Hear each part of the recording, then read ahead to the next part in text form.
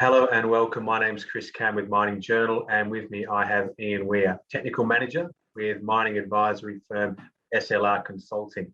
This is part of our Digging for Climate Change program, and today we're specifically going to be looking at whether government policy is adequately providing for the energy transition. Hi, Ian. Hi, how are you doing? Thanks for having me on. Our pleasure.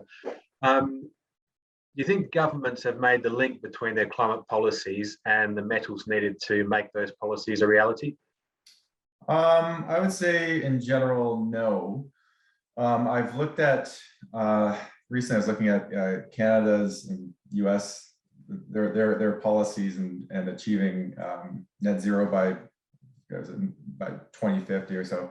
And they don't actually, I mean, there's a lot of talk about what they would want to do in terms of implementing and using renewable energies and so forth, but there's no real specifics there. There's no quantities that I've seen, and certainly there's no link between those renewable technologies and their source metals, so the raw materials that would go into it. So, for example, batteries, all the components. There's no link saying that, okay, well, we'll need X amount of batteries and therefore we'll need X amount of nickel. So certainly not. I mean, one thought I had, but the one interesting thing about governments, I mean, China seems to be the only one out there who is actually gathering up and getting projects, and assuring the critical minerals. I don't think that's particularly for the climate change purposes, but I mean, they're the ones that are doing the long-term thinking in terms of securing supply of raw materials. So professionally, you would like to see governments put some more specifics around their targets in terms of what is actually required, so then they could take the next logical step and start securing the raw materials needed to facilitate those plans. Yeah, they need to. I mean, right now there's no real consideration that I see. So if you look at mining projects generally take 10 to 15 years to develop, and I think everyone thinks that, okay, we'll wait for the demand to come up, and then we'll build a whole bunch of cobalt mines or nickel mines or lithium mines, and it just doesn't work that way. I mean, it takes a long time to develop these projects.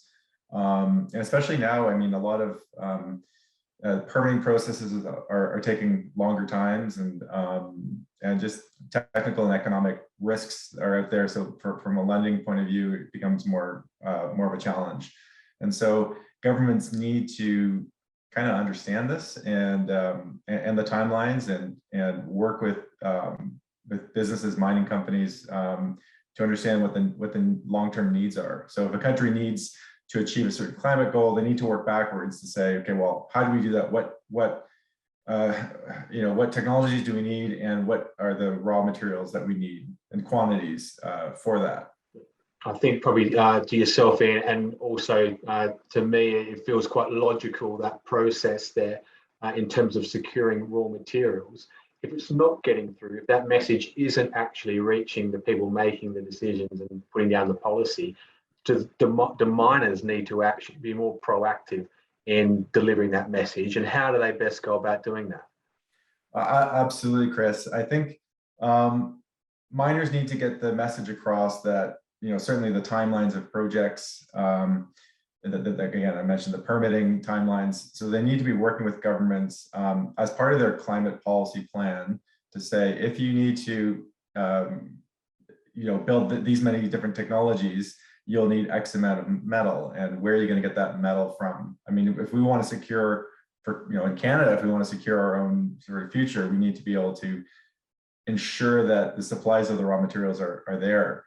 Because what's going to happen is, if all of a sudden, there's a huge rise in demand for electric vehicles or battery storage, renewable technologies, there'll be a lack of raw materials because of just obviously supply demand curves. And so that means the best way for a country to ensure that they meet their goals is to work with industry and understand what those numbers are. So they need technical people involved. some more collaboration essentially, which is something we hear a lot of, more collaboration between government and industry, and obviously investors, I think you mentioned in there as well, needs to happen and needs to happen fairly soon. I would have thought. Exactly. You've mentioned nickel, you've mentioned cobalt. There are a host of different metals these days that are more publicly now known as energy materials or battery metals.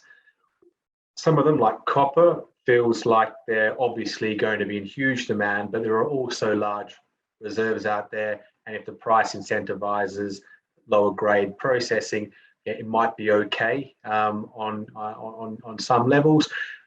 Are there some that are just looking really, really problematic that there needs to be some urgent action immediately to ensure that that won't be a bottleneck in decarbonising the economy? Yeah, that's a good question. I mean, I've seen some different charts. Copper, for example. I mean, Wood Mackenzie's put out some good charts in terms of what they predict if things go a certain way in terms of people meeting climate change policies, then the demand for copper, for example, is going to explode, and there just isn't the supply there. Other industries like nickel, I've been following. You know, typically for battery grade metals, it's the sulfides that, you know, the typical stuff that you produce out of you know, the Sudbury Basin. But they're starting to look now, well, and that they've been producing material from laterites and other sort of historically sort of lower grade, worse quality, I guess, nickel. But they're finding ways to use that or produce nickel from that is suitable for the battery industry. So I think there'll be some ingenuity in terms of, and there always is with price. As prices increase, people will find a way to make it work and to meet that demand as best as possible. But again, I mean, governments need to step in and realize that these projects take a while, and that, you know, that we're going through a huge transition here. I don't think people fully understand how big a deal this is. So. Okay, and so with new technologies emerging and potential supply shortages for some metals emerging alongside that, are we likely to see those metals being substituted out for more readily available materials? Well, that's a good question, Chris. I think with certain metals, that's possible. Things like copper, obviously, that's not very replaceable. I think copper will be there for the long term. Other metals in battery chemistry, so typical battery chemistry, nickel, magnesium, cobalt, and for years they've been trying to reduce the quantity of cobalt used in those in the battery makeup, just because of the negative issues with sourcing it from the DRC, child labor, and so forth. Recently, Tesla announced that they are working towards a lithium iron phosphate battery for their lower range vehicles, just because it doesn't have the energy density as an NMC battery does. So there definitely there's a lot of ingenuity in industry, and they'll figure out ways to adapt if there are supply chain shortages. They're looking for alternatives. So yeah, I think there will be some substitution happening. Ian Weir, thanks very much for your time. Thank you, Chris.